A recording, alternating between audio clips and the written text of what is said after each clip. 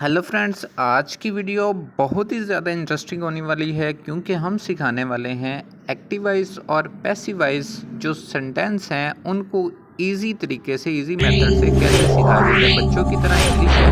हमारे चैनल को सब्सक्राइब कर लें। सब्सक्राइब आपके लिए तो फ्री है लेकिन हमारे लिए बहुत ज़्यादा हेल्प हो जाती है। चलते हैं वीडियो की तरफ कि पैसिवाइज को बनाने का आसान तरीका क्या है कि जो एक्टिवाइज फिक्रों को पैसिवाइज में पहला तब्दील सेंटेंस है करने के बी लिए इन जो योर 4 लिमिट, स्टेप हैं अपनी वो हद इस में वीडियो रहो। में और बयान किए गए दूसरा हैं। अब वो सेंटेंस 4 है हमारे स्टेप पास, को डू आपने नॉट एवर अच्छी डू तरह दैट सीखना है। अगेन। अगर वो 4 स्टेप दोबारा आप मत सीख करना। लेते हैं ये आप तो किसी के आपके साथ लिए जब गुस्से में सेंटेंस बात बनाना करते हैं तो उसके लिए बहुत ईजी हो आप जाएगा ये क्योंकि यूज कर एक्टिवाइज से सकते हैं। नेक्स्ट हमारे पास पैसिवाइज है चेंज करना स्टॉप इतना मुश्किल येलिंग नहीं एट है। मी। फर्स्ट स्टेप क्या है चिल्लाओ मत कि मुझ अगर पर एक्टिवाइज कि जो तुम फिक्रों मुझ पर के चिल्ला रहे ऑब्जेक्ट हो को इस तरह मुझ पर पैसिवाइज ना चिल्लाओ, फिगरों ये में गुस्से में बोले सब्जेक्ट की जाते जगह हैं। ले आई आए, यानी कि जो लॉस लास्ट माई पे ऑब्जेक्ट दिया होता टेम्पर है इन एंगर। उसको सब्जेक्ट गुस्से की जगह में पर ले आए अपना और आपा खो एक्टिवाइज देता फिगरों हूँ। के सब्जेक्ट को जब आप पैसिवाइज किसी से फिगरों में बात करते हैं और ऑब्जेक्ट की जगह पर खुद को इस्तेमाल कहते करें। हैं कि मैं इससे गुस्से पहले में बाय अपना का आपा इस्तेमाल करें तो खो चेंज देता होता है। हूँ। जैसे उसके बाद सब्जेक्ट ही नेक्स्ट है हमारे पास तो इसी इसकी तरह जगह पे बाय इंग्लिश हिम। है और अगर दैट ऑब्जेक्ट डज हमारे पास क्या इट। है बहुत एप्पल्स है तो उसकी जगह हुआ पे ये देखा फर्स्ट पे आ अब, जाएगा बहुत पैसिवाइज में। और हुआ एक्टिवाइज में जो देखा अब। ऑब्जेक्ट डू होगा वो नॉट मेस पैसिवाइज में माई सब्जेक्ट विद बन माई जाएगा और माइंड। पैसिवाइज में जो दिमाग की दही ऑब्जेक्ट मत होगा करो। ये वो बहुत ही हमारे कॉमन पास सेंटेंस है। Do not miss subject my यानी कि ही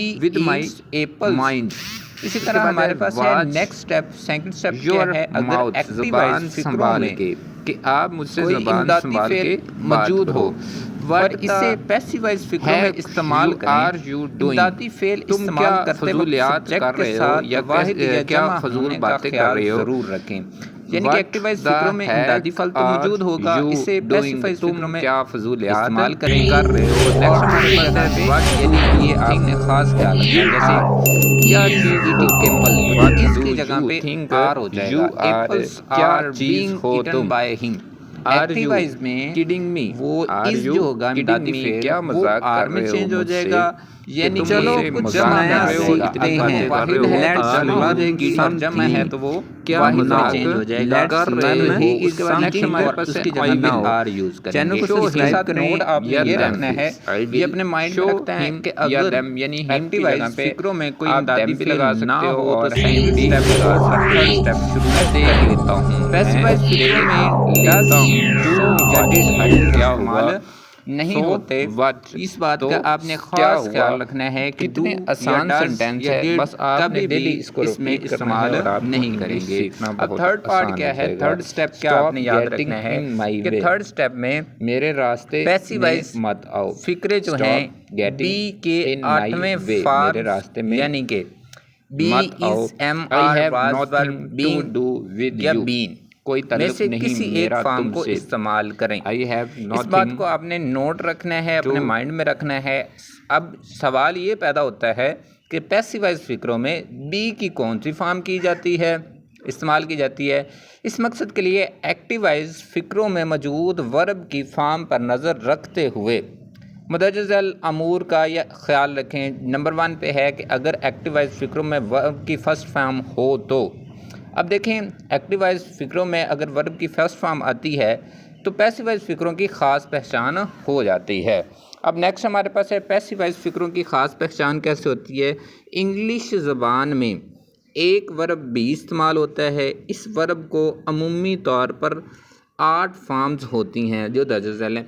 बी इज़ एम आर। अब ये फॉर्म्स पहले भी मैंने बयान कर दिए हैं। अब इसके इस्तेमाल या इनकी पहचान करना यहाँ पे सिखाया जाएगा कि कैसे इस्तेमाल करते हैं। अगर किसी फ़िक्रे में बी की मुतअद्दिद 8 फॉर्म में से कोई भी एक फॉर्म मौजूद हो तो इसके साथ किसी दूसरे वर्ब की थर्ड फॉर्म यानी पास्ट पार्टिसिपेटल भी मौजूद हो तो फ़िक्रे में लाजमी तौर पर पैसिवाइज में होता है, यानी कि ये पैसिवाइज में चेंज होता है अगर वो पास्ट में है।